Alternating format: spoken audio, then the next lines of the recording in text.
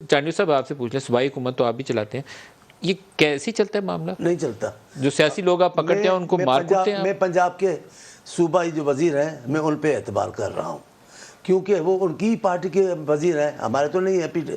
نون league کے بھی Punjab police کی کوئی روایت اچھی نہیں ہے. وہ تو جس کو پکڑتے ہیں نا وہ راتوں رات اسے پورے پنجاب کی ساری چوریاں منوا لیتے ہیں. لیکن یہ پولیٹیکل پرزنر ہے. یہ پاکستان پورے کی بات ہے.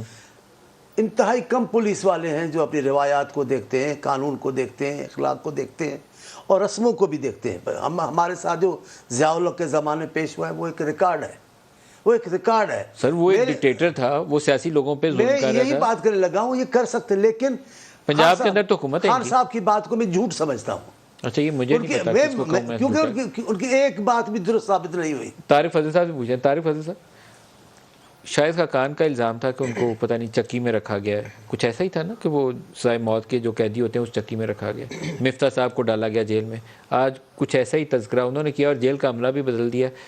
Chief of staff of former prime minister, یہ ابھی ان کا ڈیزگنیشن ہے. پہلے ترجمان وزیر اعظم تھے تو ان کا ایک حیثیت تو تھی. وہ آپ اس کو شہباز گل کو جو مرضی کہیں، لیکن کیا ان کے ساتھ یہ کچھ ہو سکتا ہے جو کچھ آپ کہہ رہے ہیں؟ یہ سننے میں جو آ رہا ہے وہ شہباز گل ہو یا وہ کوئی بھی ہو، کیوں نہیں ہو سکتا؟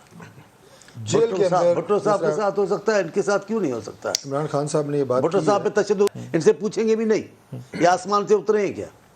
لیکن مار کے ہاں چھپی، اب تو ڈھکی چھپی بات نہیں رہی. ابھی تو ڈھکی چھپی بات نہیں رہی.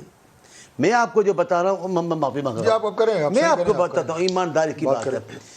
بھٹو صاحب کی دوسری پہلی بیوی وہ ملاقات کرنے گئی، آئی تو زاروں قطار ہو رہی تھی.